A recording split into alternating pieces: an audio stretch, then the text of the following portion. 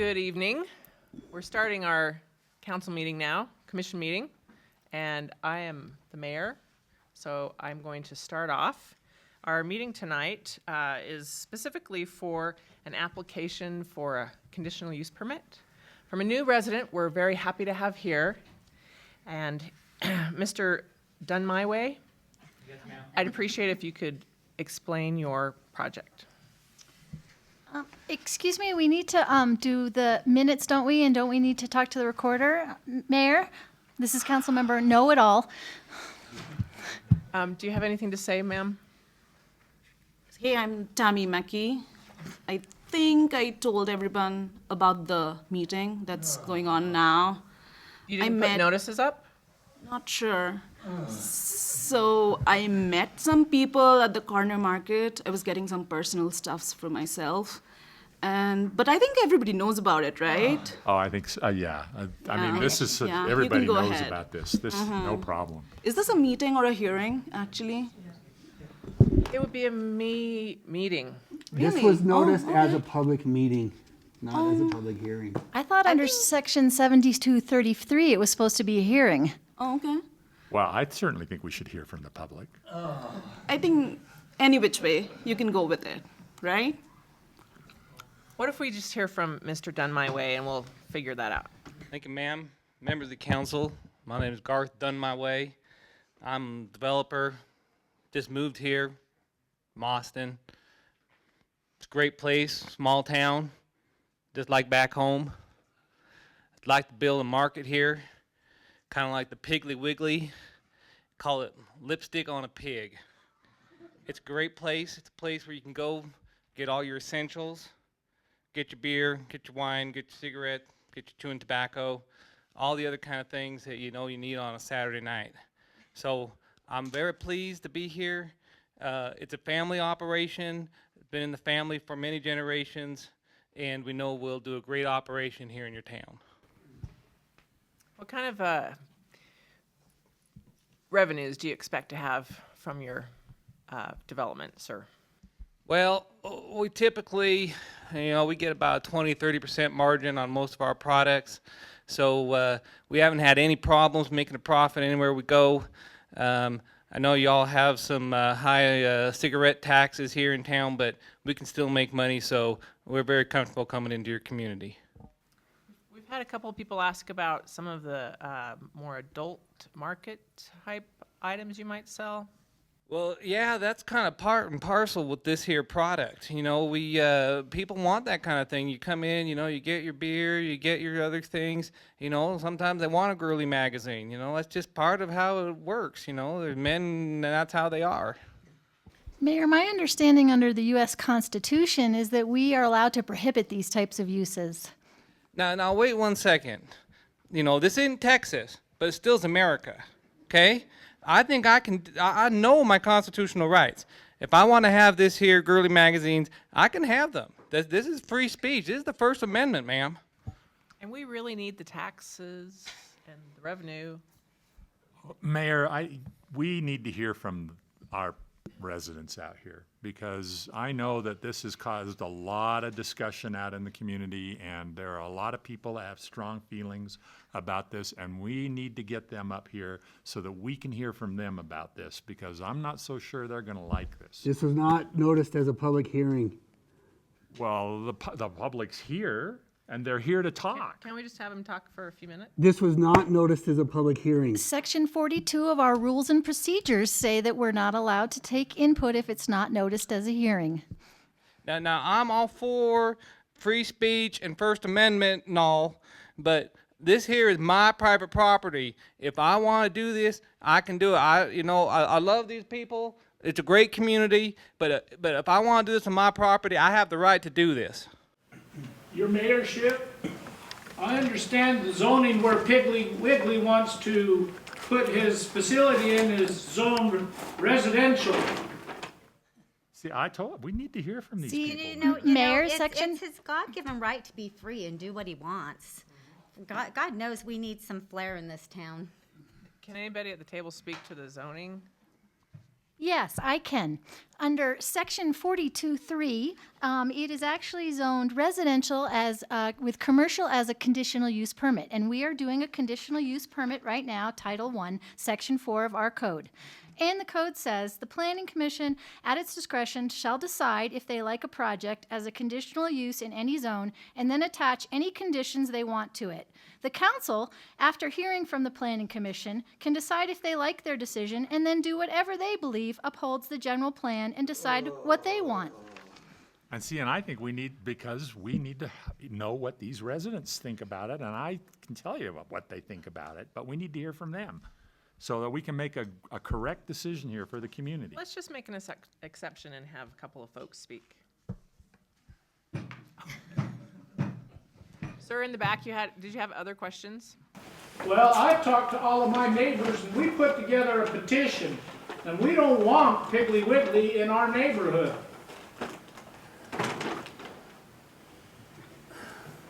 Yes, sir. Ma'am, can I speak too? Yes, sir. You're gonna sell cigarettes, liquor, all them adult types things in a neighborhood where all our kids are? Yes, sir. And so you're gonna sell cigarettes to our kids and liquor to our kids, and you're gonna corrupt our kids. You don't have a right to be in our neighborhood. Sir, I respect your opinion, but you need to understand that this here's America, and if people want to make those kind of choices, they have the right to make those choices. I don't think you have the right to tell people what they can and cannot buy. I can tell. So you let's not to stop sell the stuff. argument. I'm talking now. Oh, let's stop the argument between the applicant and the audience, excuse me. The purpose of this meeting is to have the conditional use permit looked at. Mayor, so I got a message. We need to hear from these people, because I got this message here, and they need to be heard. Mayor, can I say something? I know the last two city attorneys who spoke in this meeting got fired. And I know this means this is probably my last meeting. But please, this is a conditional use permit. You can only deny this if, and only if, you cannot impose conditions on it. And your conditions have to relate to the standards in your ordinance. Oh, stop being a communist. What is this country coming to? Thank you, ma'am. Well, our standards say we can make up anything we want. And when I check back with the state statute and that confirms our Title I, Section 4 statute, is Title 10, Chapter 9A, Section 507, says that this use may not be compatible, but it could be compatible if certain conditions are required that mitigate and eliminate the detrimental impacts. So I say we, under our constitutional rights, ban the adult uses. We allow for the signage. I don't particularly like black as a color, so I think we should have a survey Pink? about different colors with the audience, We and voted then you we in could and we decide can what we'd vote like. you out. Excuse me, I'm the council member. This is our decision. This is under our codes and our provisions. And I was elected to enforce these provisions and these codes. And we live here and we want to have our say. What he said. We need to hear from these people. Well, He's spoken. Well, Ma'am, Mayor, so let me explain why my color scheme. So, back in Texas, black is very popular. Black, you can see black is a great looking color. And so I need to have black on my building. Black like my hat, black like my truck, black like my horse, okay? And the neon colors, that just draws people in. If you have a black building, you don't have some color on it, people aren't gonna come, okay? So that's why, ma'am. As long as there's lots of pink, it'll be fine. well, so Mayor, ma'am. a couple of us had a little meeting here a little while ago to talk about this. Before the meeting? A couple of the council members here, and we really raised some issues that were of real concern to us, What are those, Peter? Mr. Attorney. And we should really, Sir, can you let excuse me, can you let the council member please finish? thank you. And I think we talked about some issues that I think, there's some things about his business that I don't think anybody knows. And I think we just need to turn it down. I really think that there's just some real problems here. We talked about these things, a couple of us here, and I think So there's are some there- problems. We did at the market, and then we had kind of a poll and a survey of folks in the market, and we kind of got some information about what they thought they would like. But I think under our statutes and our regulations that we can really do what we want here, and we need the economic development because our town needs some revenue. So I think we just tell them exactly what we want to make up here tonight, and we decide, and we don't need to hear from the public because it's under our provisions, and then we just make a decision. Sounds reasonable to me. I feel like that we should go into a closed session and have Mr. Dummyway attend. And It's discuss- done my way, ma'am. Oh. I'm no dummy. I've been around the block. And to discuss this application with him, just to protect his rights. Thank you. I think you need to water your horse though first before you go into that meeting, ma'am. Well, we have the provision under closed sessions under state law. My understanding is state law gives us the right to go into a closed session. Isn't that correct, City Attorney? That is not correct. This is an open meeting. There are very But limited. it's not a hearing. Why am I even speaking? Go ahead, get sued. I don't even care. It's just going to be more money for me. Go ahead.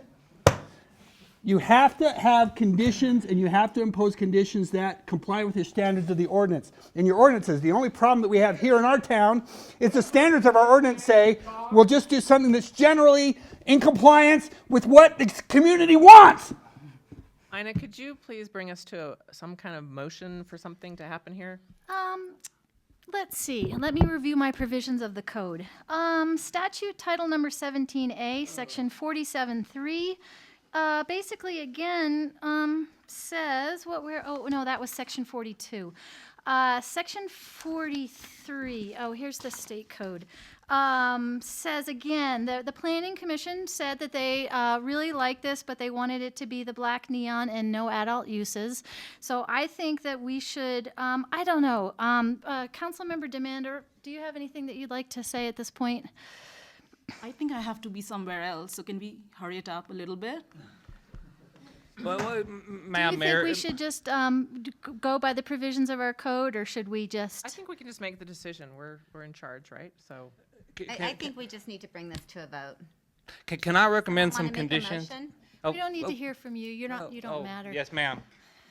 This is our decision. This But we is our haven't heard town. from the public. We need to we've hear. had lots of people Well, say they've been, things. yeah, but they haven't been up at the microphone, and we need, I mean. We just want God, your we get tax base, messages, but we'll and tell we you need what hear to from do. these folks. Okay, I'm sorry, I'm not used to that kind of behavior. You know, back in Texas, people got property rights. We can do what we want. So let me make a suggestion to y'all. Okay, I'm willing to make a condition, accept a condition that I'll turn my lights off during the daytime so the neon doesn't flash on people when they're driving down the road. And I promise that I won't sell these products to people that are underage, and and that I'll be a good member of your community. I appreciate that, but under Title 17 of Section 7, I think I'm still getting late. I believe that we should deny this application because we don't want it in our community. I would second that motion. any opposed? Ma'am, is this I'm opposed. Sir, what should we do here? What you should do is you should impose conditions on his application that comply with the standards of your ordinances and approve his application because it complies with the ordinances you have in place. You should follow the law. But the Well, ordinance. but the law says, and Councilmember Know-It-All here just told us that reasonable mitigation, if you reasonably mitigated. Well, we just heard from all these folks, I've been getting messages and we've heard them say, this can't be reasonably mitigated. They don't like it. The law does not say reasonably mitigated, and what these folks think doesn't matter. Thank you, sir. You tell them that. What about What the- you folks think doesn't matter. We elected you, we can take you out. So under Title 17, we have a motion on the floor, Mayor. Yes, and I heard no one saying they opposed. Oh, no, no, I no, no, oppo- no. I vote we oppose. deny it. seconded it. I vote we deny it. What do we do now? Should we just move on to the next item? I think we should. Okay. Well, thank you very much. Have a seat. Thank you all. That concludes our mock planning commission meeting. So now, thank you all very much. We will introduce ourselves really, and starting over here. I'm Momita Kundu with Salt Lake City Engineering. Tammy McKee with Uintah County. Lonnie Egertson-Goff with Salt Lake City. Will Summercorn with Salt Lake County. I'm Meg Ryan with the Utah League of Cities and Towns. I'm Brent Bateman. I'm the property rights ombudsman. Okay, so we're going to turn it over now to Wilf and Brent to talk a little bit about all of the things that you may have noticed in there that were all correct and how you should really run a meeting, and talk a little bit about procedure and process, and take it from there. So there's a real difference between a public meeting and a public hearing. And if something is noticed and is being held as a public hearing, the public has a right to speak. You can set some rules on order and how you do it, but the public, if they want to come forward and say something, they have the right under that. In fact, that's what the whole purpose of a public hearing is to hear from the public. In a public meeting, the public has the right to be there, but they don't have the right to speak. That doesn't mean they can't speak. It really all depends, and it really is up to the chair, or the mayor in this case, to decide whether they want to allow the public to say something. But you need to be careful when you do that so that you don't turn it into a public hearing. It may be appropriate to get some comments and things from the public, and you know, and in a lot of ways, and I think Brent's saying this more and more, is the public, when they come to meetings, they feel like they need to have the ability to speak sometimes, and so you may want to allow that to happen, but you have to be kind of careful if it's not a public hearing that you don't turn it into a public hearing. If it's not a public hearing, what that does is that gives the mayor or whoever's in charge, the chairman, the right to tell the public they can't speak. But it doesn't prohibit them from speaking if, you know, their input, you know, would be helpful and welcome. But the problem that you have is if you're going to have a public hearing and you didn't notice it as a public hearing, you're just exposing yourself to liability from people who wanted to speak and didn't come because it wasn't going to be a public hearing. Right. Okay, so you can allow people from the public to speak, but you need to do that very circumspectly. Because if you just say, oh, we're just going to open it up, then a bunch of people are going to go, hey, I didn't come because it wasn't a public hearing, and I wanted to say something too. Sorry. So the potential of liability for a developer or property owner to come in and sue the city as a result of things that came up during a public hearing, or a public meeting comments when it wasn't a public hearing. Well, the potential, whether or not it was a public hearing or not a public hearing, the developer might have a really strong cause of action if any part of the decision that was made is based on the public comments, or at least on public clamor that came up, okay? Even if it is a public hearing, if these folks up here in this administrative decision, if these folks up here make that decision based on some petition that people circulated, or made that decision based on the fact that, hey, you know what, we don't like these magazines, right? That's all clamor. And so if these guys make the decision on clamor, the developer is going to have a really easy time winning that lawsuit against the city. It might be helpful to distinguish a little bit. So in the state code, a public hearing is required for a legislative action. And when I say legislative action, I mean something that's based on opinion, public policy, things like your master plan, adopting it or amending your master plan, adopting or amending ordinances, adopting or amending, or well, a rezone. A rezone is considered to be a legislative action where you're setting policy. And opinion matters in that case, and so you're required under state code to hold a public hearing then so that the public can express their opinion. When you get to administrative items, that is things now that the Planning Commission is doing. They're reviewing applications and deciding whether to approve them under ordinances that you have already adopted. Then you're administrative, and now opinion no longer matters. Only facts matter. And can the public bring facts that? Sometimes they do, but when the public gets up to speak, what are they usually telling you? Their opinion. And in state code for administrative matters, it is not required to hold a public hearing. Ever. Now, many local ordinances have required public hearings even for administrative matters. but it's not required under state code, and that's kind of to help keep that distinction about what's the opinion part of what you're doing and what's not the opinion part. And so if you do allow people to speak during an administrative matter like a conditional use, what would really be helpful on the part of the mayor or the chair is to say, explain a little bit of that, and then to say, look, we want to hear from you, but we can't act on your opinions.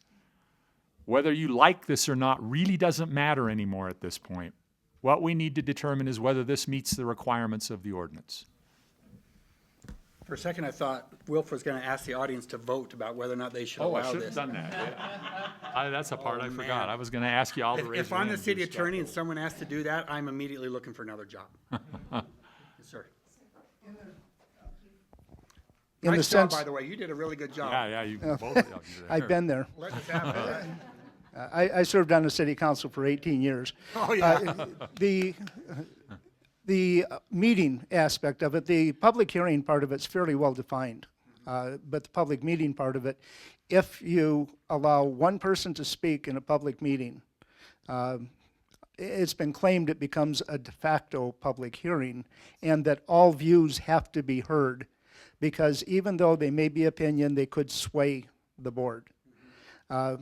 We've had some very long nights where one person after another speaking, and when we're ready to close it off, 5 people are standing at the microphone saying, wait, no, I haven't been heard yet. And we generally let them go, and we go late into the evening. But in a sense, it almost becomes a de facto public hearing at that point. And it's caused a lot of additional meetings to go on. And in the public hearing, those issues have been brought up as well. It's real challenging. If you allow the developer to speak at a public meeting and you don't allow others in the public to speak, that creates a sense of imbalance. Yep. So the public meetings are far, far more challenging than the public hearings. I agree, and you know what, if I was in a public meeting, as far as letting people speak, I would limit that as much as I could to people who I know had facts to explain, who I know had data, who weren't gonna just come up and express their opinions or anything like that, and that I knew in advance. Someone who could explain the layout of the property, or someone who could explain, like an engineer who could explain the impacts on traffic. Those kinds of things are the kind of things that I might allow people to come up and say something, you know, to kind of help us gather evidence to make our decision, our evidence-based decision. But I would never just say, oh, dude, in the back, you look mad. What did you want to say? Well, you Because remember, you open that floodgate you're talking you remember during the presentation at one point where I said, you know, but we need to hear from these folks, and Brent yelled from his banging the head on the table over there, he yelled, and he said, it doesn't matter what you think. We don't want to hear from you. And he's right. I mean, that's not something you're really gonna say to the public, I don't think, unless you really want to get strung up afterwards. But that's really correct. I mean, it doesn't matter what they think anymore at that point. If they don't want that use in their neighborhood, then they should work to get the ordinance changed. But at this point, where the ordinance is in place and it allows for it, there's really not a lot you can do about it, but make the determination about whether it meets the requirements of the ordinance or not. So as the mayor, I didn't really explain how limited the code was for conditional use permit, the administrative aspect. There wasn't really a lot of stuff anybody at the table could do. So in that regard, I think it'd be really valuable to explain to folks that are there, you know, if you want something to change, you may indeed have to change the ordinance in order for those conditions to be looked at more carefully. Yeah. And that can get a lot of the political heat off of you. It's not gonna work in every case, but if you can get up and say, look, it says right here in our ordinances that this use is allowed. Okay, it's a conditional use, and the law says that we have to allow it if we can possibly impose conditions. So we need to talk about conditions, not whether or not we want that here. We've made that decision. And if you get up and you cite that, hopefully will help people say, okay, well, they're stuck with what they are, so let's work on changing the ordinances. It helps politically, I've found. Not perfectly. So. I did something during this meeting that is becoming a bigger and bigger issue, and exactly how it's treated, I don't know, and I'm gonna ask Brent to weigh in on this, but if you all recall, I picked up my phone and I said, I got a message from somebody out there. And I was pointing to the mayor and saying, look, we got a message here. We need to, we need to consider this message. What You also about getting said- messages and things on an electronic device while you're sitting in your meeting? You also said, or several times people said that, oh, well, we had a little de facto meeting. Right. Or we got together at the grocery store, or stuff like that. And all of those things, including text, are the same thing. All of those things are ex parte communications. And all of those things are meant to sway these folks from their job. I'm assuming this is the planning commission or whatever. Well, it's the council, but Council, why they're yeah, doing yeah. an administrative hearing, I don't know. Some do. There's another one of your Some problems. still do, yeah. Yeah, that's another thing. But to all of talk these about. things are meant to sway these folks without due process. And without due process, you've violated one of the fundamental rights in the Constitution. Everybody, including a very evil developer who wants to bring porn and booze into our community, is entitled to due process. Pornography is entitled to due process. So when you're doing that, when you're texting and you're receiving messages, when you're meeting at the grocery store and stuff like that, you are violating that. Now, that's important to make that distinction again between this decision, which is administrative, and a legislative decision. And because these guys are the council, they have to do both, administrative and legislative decisions. With legislative decisions, there are no such restrictions. Receive your texts. Talk to people at the grocery store. Because at that point, it's a legislative decision whether or not to change the law, whether or not to add or amend your code, is a policy decision. You want to know what your community wants. And there's no way to find out besides talking to them and getting their opinions. That's fine, okay?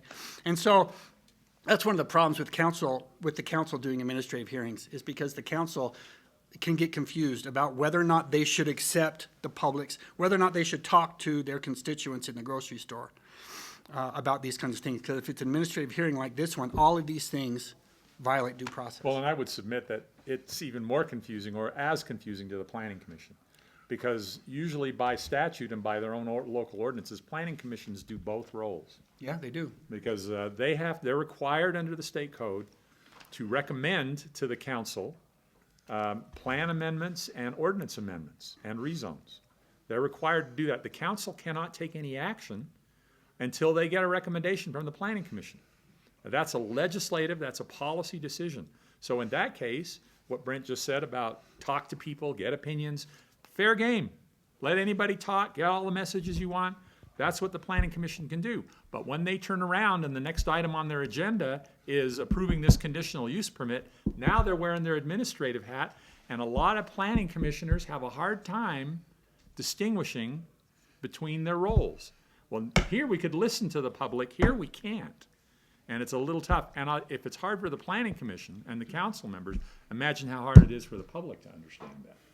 They come to the meeting and they feel like they have the right to say whatever they want on anything. And it's really hard to explain to them, look, it really doesn't matter what you tell us about this one right now. That's all been determined. And that's where you get the accusations of they already made their minds up before they even held the meeting. It is slightly overstating it to say that it doesn't matter at all. Yeah. Your opinions don't matter. The facts that you have to share with us that will help us make an evidence-based decision matter. Rather than say it doesn't matter, it's not the right form. Yeah, thank you. That's a much better way to put it, Are because you an elected official? You're doing that very your diplomatically. opinion matters tremendously at the policy stage. Yes. At the time That's that you say correct. what we want in our community, it matters. It's everything. It's everything. But at the administration stage, those policy decisions have been made. They're done. You don't remake them every time somebody comes with an application.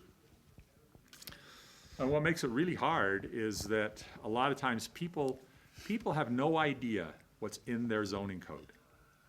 And so then when that developer shows up wanting to put in that corner store, they're like, wait, what? This can happen? I didn't know that was gonna be allowed. And then they come to the meeting and, of course they say, well, we had no idea. And it's almost not nearly enough to be able to, for us, the elected folks or whoever, to say, well, it's in the ordinance, we adopted it, you guys had your chance to say something about it back when we adopted it. And most public say, well, we didn't know you were considering that or gonna adopt that, and that's tough. It's tough. It's tough. What else? Yeah, in the back. I was just going to say Tammy. what we found, because we just went through this, trying to expand on our agricultural zone and bring in some new agricultural zones. And we held public hearings in the areas we were planning on amending or adjusting, and there's no turnout. But as soon as someone wants to do a conditional use, which is actually a permitted use, the whole town comes out. So any thoughts on how to get people out in the legislative stage of The this? best way that I know of is when you're creating a new zone, agriculture or whatever, go ahead and put on the notice and post this all over town that this agricultural zone is also going to allow nudie bars. We're also going to talk about that a little bit in the next session, about noticing and meeting input, but we can expand on that later. I have a different take on that, Brian. Yeah, that's good. I mean, I've been a planner for 35 years, and that's been the dilemma the entire time I've been a planner, is how do you get people to pay attention How do you get them to even care to what is going on? until an application shows up? Right. One last point, because I appreciate what you're saying, and you've made some clarity to some vague areas that many of us don't understand real good at times. But been in meetings where the community understands that conditions can be placed on a project, and they want to condition it out of ever happening. Right. And they base their conditions upon lighting, hours of sale of liquor, those types of things. Is there a point at which a permitted use is no longer a permitted use because of how onerous the conditions are? I see that a lot too. I see different attempts to impose conditions that are so burdensome that it just makes it impractical or impossible for the applicant. That's why there's that requirement that the conditions relate to standards in your ordinance. That's why that requirement exists, is because you need to say what you want in your community. And you need to make a policy decision to adopt that, and then you have to relate the conditions to that. That's why you can't just make up conditions. And if you have no standards, like this community, the only standard that they had was, we want everything to look pretty. If And you the have neighbors, no, and the neighbors to like it. and the neighbors to like it. If you have no real standards, you can't impose conditions. And if you can't impose conditions, you say yes. You have to say yes. Well, how about this as a condition? You know, and Brent just talked about putting conditions in your ordinance, or standards in your ordinance that they have to meet. And that's great, and I agree with that 100%. But what do you do with a standard that says is compatible with the neighborhood character? How do you determine that? You know, what that really is, and this is from a planner who's been working for 35 years, what that really is it's just a way to give you an ability to turn something down. Because you can say, well, this isn't in the character of the neighborhood. Well, how do you determine that? A developer would win a challenge on that standard just that fast. Now, also, the conditional use statute says that the ordinance have to be, or the conditions have to be reasonable conditions to mitigate the detrimental effects. Mitigate, they have to be reasonable and mitigate. Reasonable means that it has to be something that makes sense, which means you can't require somebody to build a 1,000-foot hole, to dig a 1,000-foot hole for their outhouse. And it has to mitigate the detrimental effects, not eliminate, so you can't impose a standard that completely eliminates everything bad, right? And that's another thing that prevents imposing standards imposing conditions to just condition them out of existence, because a developer will also win that challenge. You did not give me reasonable conditions. So I'll give you a little preview for the legislative update later, and one of the things I'm going to say in there, and I've come to this as an evolution over the last little while, but I think because conditional uses in Utah are a little bit different than a lot of other states, and I think and they used to be different here until about 10 years ago or so, where it was pretty wide open and you could, require a lot of different things. But state code was changed about 10 years ago, and you have to have, as Brent just mentioned, the specific requirements, and they're presumed to be a permitted use, that you may just have to mitigate, try to mitigate some of the impacts.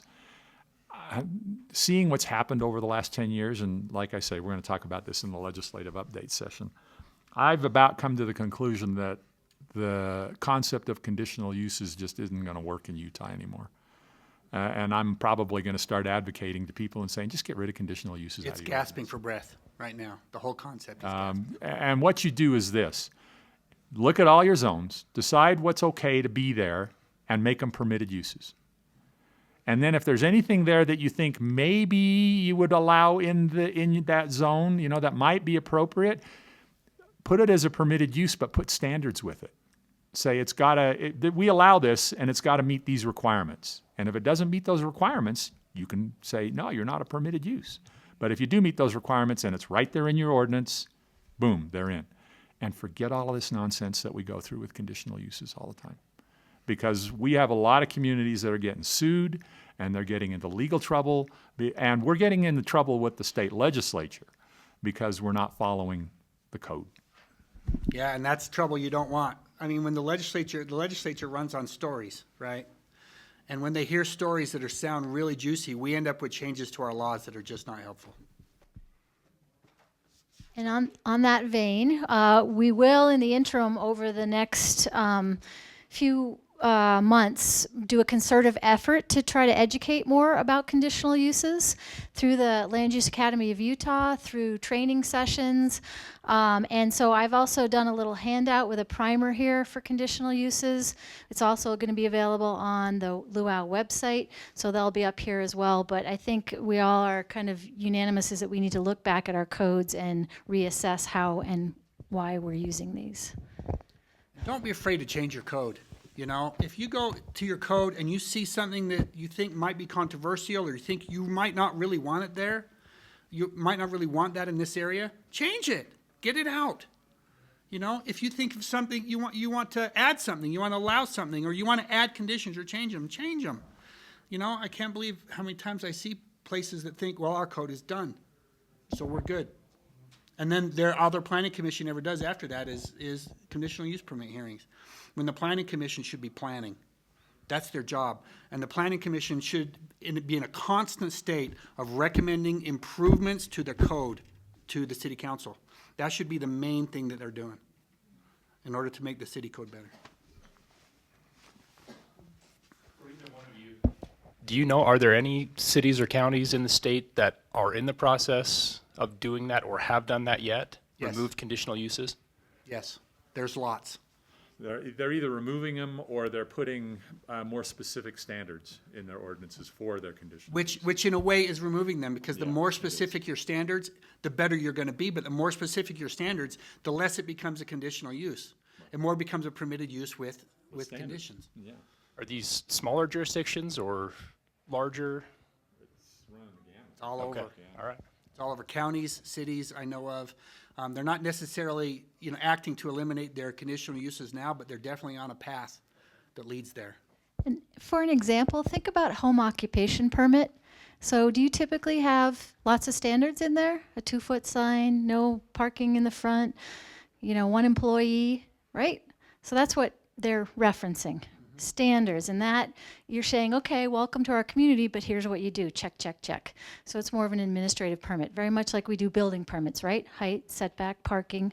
So that's kind of the approach I think that we're talking about. It is, and if you think about it, that's what I'm talking about, like a home business. You have most home businesses are conditional uses in a residential zone. But you know exactly what you're going to impose, what you're going to ask them to do in order to mitigate the detrimental effects. So why not just make it permitted if you do A, B, C, D, and E? It's the same thing. Now, this works really well for a lot of really objective standards. Where it gets tougher is when you do design standards. That's when it gets tougher, because that becomes more subjective. And, that it's not to say you can't do design standards. We can. We know we have that. And that's what a lot of land use is about how you design things and how they interact within the space that they're in. But it's harder to put those standards in an ordinance and how you do that. And so I think that's a little bit of a challenge we've got. Oh, yeah. How to deal with that. There's still lots of challenges. Yeah. Question, how does this fit into form-based codes? Take it away, planner. Well, form-based codes is a little bit, it's kind of the flip side of this, because generally, not always, but in most form-based codes I've looked at, they have a list of prohibited uses, and everything else is permitted. And so that makes it a little, you know, you're not kind of dealing with that so much. The problem with form-based codes is, it's just what I was talking about, is the design standards. Because form-based codes, by their nature, are based on design. And so what they do is they generally have, a lot of form-based codes will say, well, if you do this, if you do this, if you do this, you're gonna get so many points or so much credit or something. And then you get an easier pass through the process or something like that. So it really doesn't say you can't do this, except for those items that are specifically listed. But it just kind of says, if you do some of these things that we want, we'll make it easier for you. But if you don't do the things we want, it's gonna be harder for you. Doesn't mean you can't do it, it's just gonna be harder for you to be able to do it. And what I found in my experience in Salt Lake City, where we were adopting form-based codes, developers really liked that ability to bypass the process. And it was a big incentive for them to do the kinds of things that we had listed in there, you know, for design standards, do this. And they were like, yeah, let's do that, and then we don't even have to go to the planning commission. And they really liked that. Otherwise, you gotta go. Don't look at me, I know squat about form-based codes. I'm an attorney, I have no idea. What else? Any other comments from our little thing? What about Mrs. Know-It-All? What was her major fail? I thought she was awesome. Well, sometimes we get confused, right, with referencing things in our statutes and our ordinances. So I think the point there was just, you know, clarity. I know none of you ever listen to your attorney, but as an attorney, I would suggest that maybe you ask your attorney to clarify statutes instead of having Miss Know-It-All to do it. Not that your attorney's going to be able to make it any more clear, probably. I know that under Section 72, no. Do you all have your attorney come to your council or your planning commission meeting? You know, not so long ago, you really didn't see the attorneys at a lot of planning commission meetings. Do any of you still not have your attorneys come to your planning commission meeting? Oh, lots of places don't, Okay, yeah. that's kind of what I figured. And so in that case, that gives an opening for Miss Know-It-All. Because then she becomes the de facto attorney or the de facto expert, right? So I know there are budget considerations and and other things like that, but if you can get your city attorney to come to your planning commission meetings, it's probably a good idea. Especially anything that's going to be controversial, Yeah. especially anything like that. Yes, sir.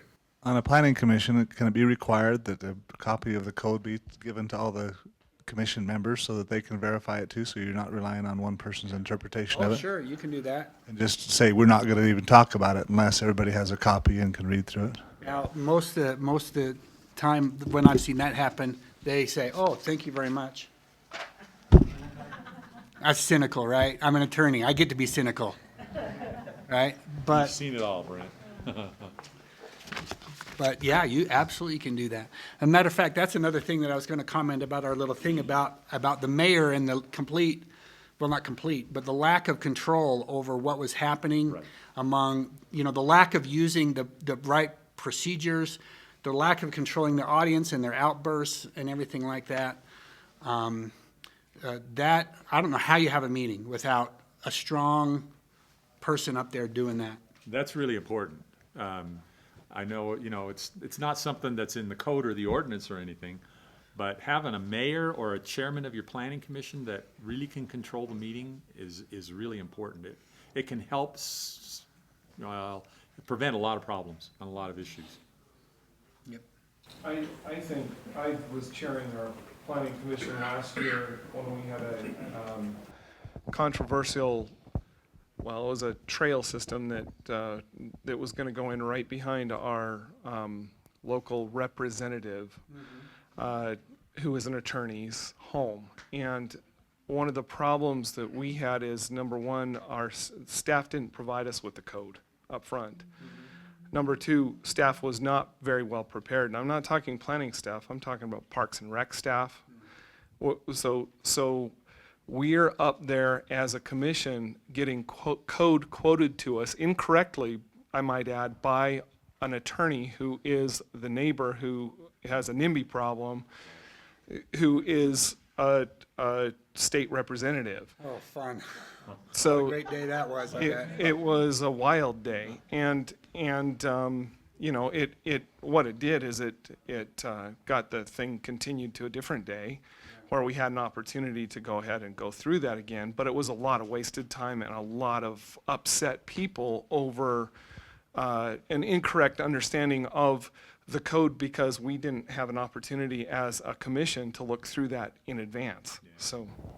And that just illustrates how critical it is. And you know what, also illustrates to me, those of you who are planning commissioners or city council persons, wow, you guys have a tough job. And, let's do this so that everyone hates me.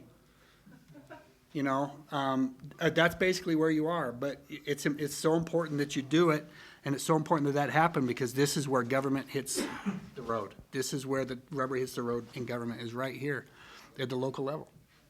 So. Well, and I've got another whole presentation that talks about the relationship between commissions and councils and their staffs. But one thing to always remember is the staff works for you. They're there to help you carry out your duties and responsibilities. So to sometimes have, when the staff's not prepared or when they try to tell you to do something, you are absolutely correct in going back or looking back at the staff and saying, that's not what we need, that's not what we ask for, that's not what we want. Provide us the information that we need. Now, the staff may well have the advantage of knowing the rules better than you do, and hopefully they're advising you about how to stay within the rules. But make sure you get the information, make sure you get the background, make sure you get all of the stuff that you need before you make a decision. And if the staff's not giving it to you, demand it of them. They're there to help you. They're not there to be running the show themselves. They're there to help you. You're running the show, in essence, and they need to be responding to your needs and what you need to make a good decision. But do it nicely. Yeah.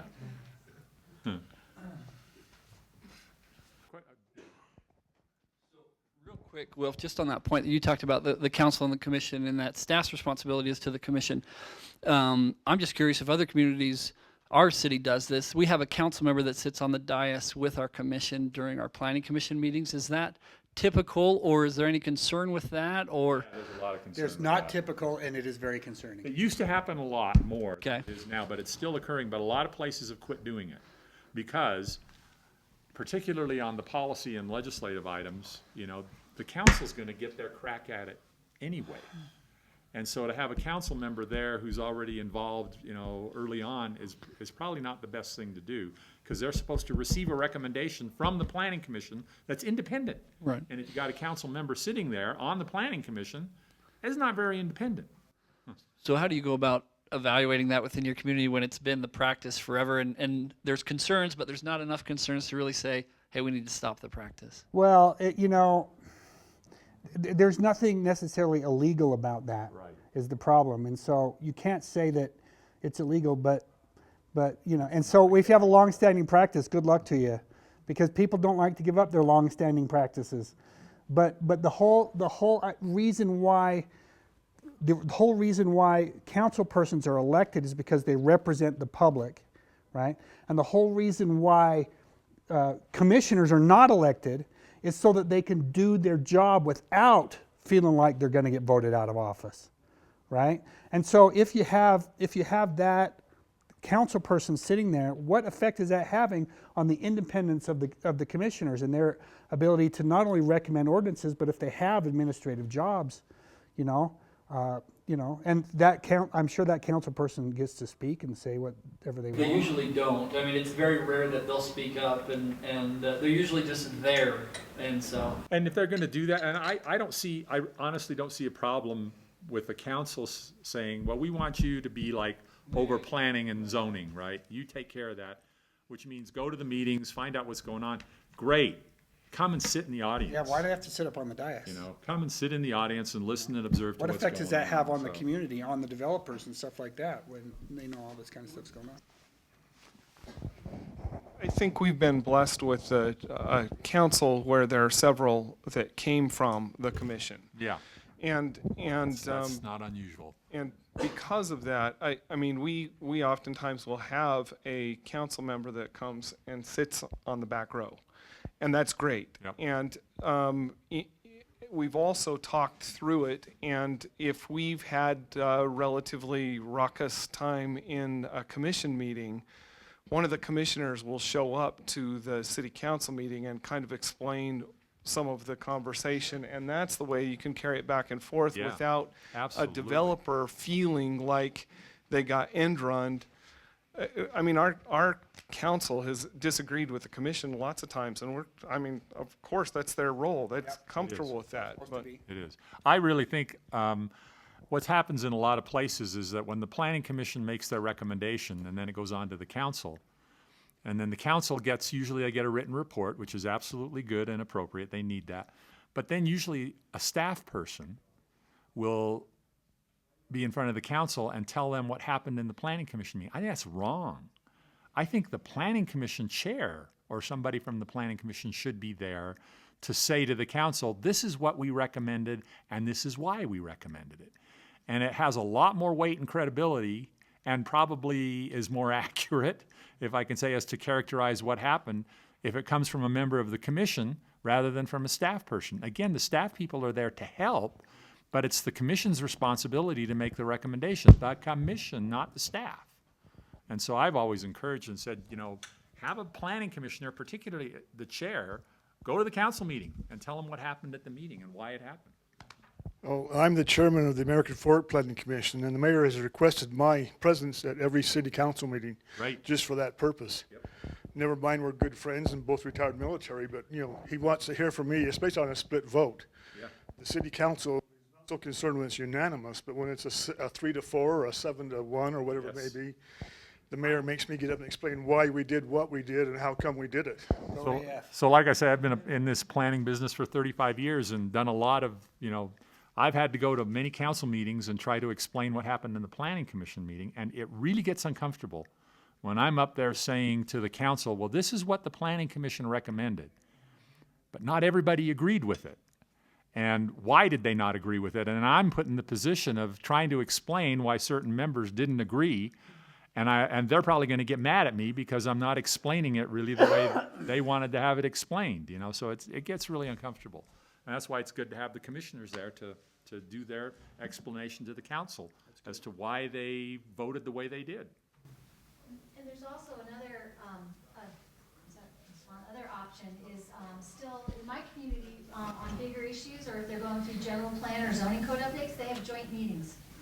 So there's really that dialogue in that direction, and that communication is clear. There's one more thing, too, I wanted to say about having a council member sit on the planning commission.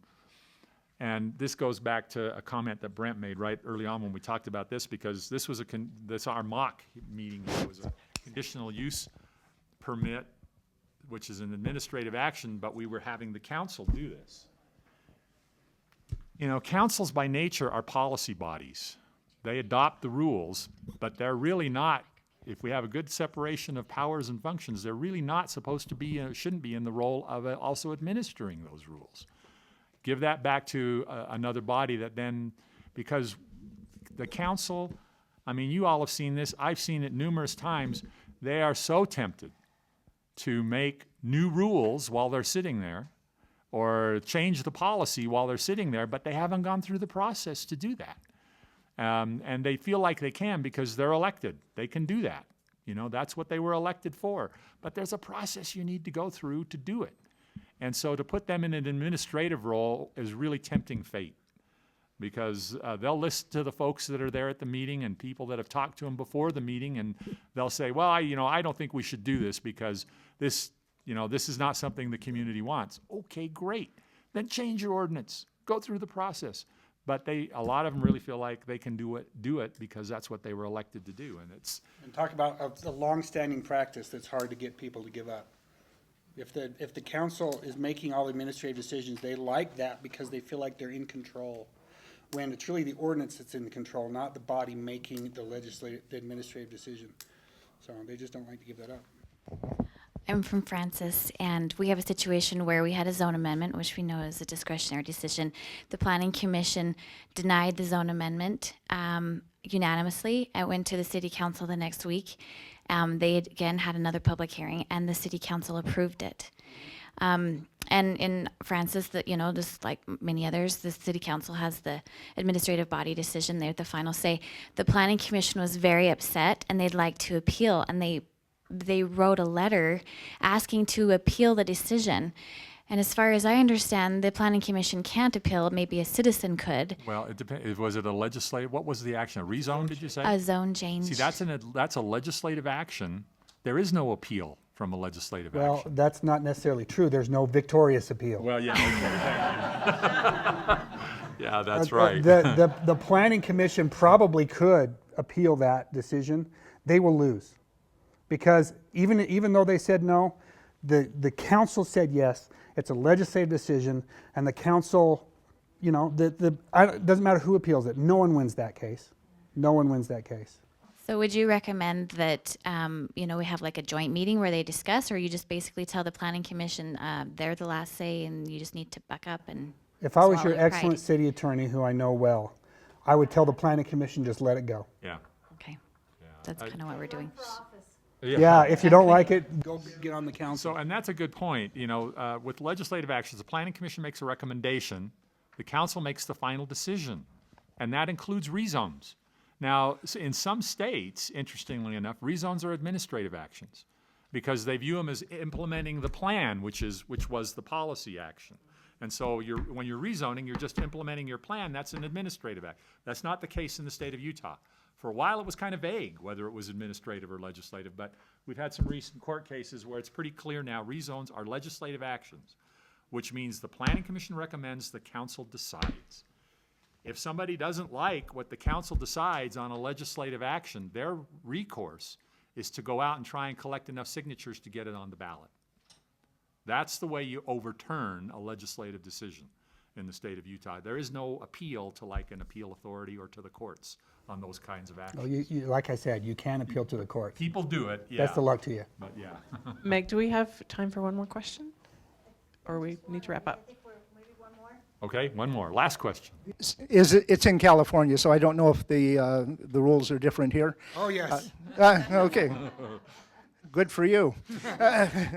The only time the City Council ever dealt with a Planning Commission decision was if it was appealed to the City Council. Other than that, the decision that was made by the Planning Commission was the final decision unless the appeal was made. So they made the action, and it would go forward, and the decision was done. And that's true in Utah as well for administrative actions.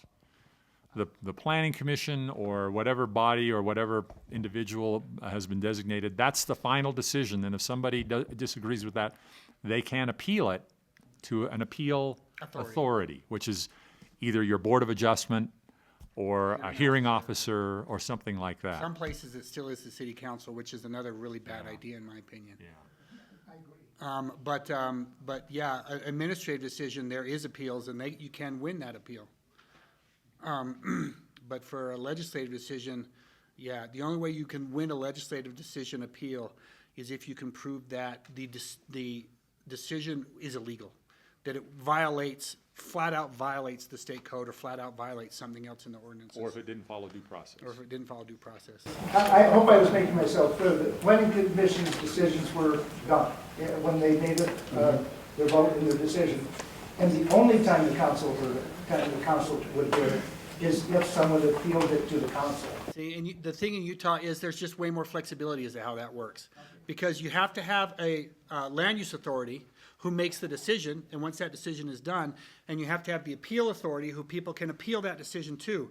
But who those bodies are can be different in every community and even from decision to decision. Yep. Is that the next session? Yes. What a great segue. I'm a genius. Thank you, everybody, for being here and asking great questions and putting up with our mock at the beginning. So, Meg, anything else?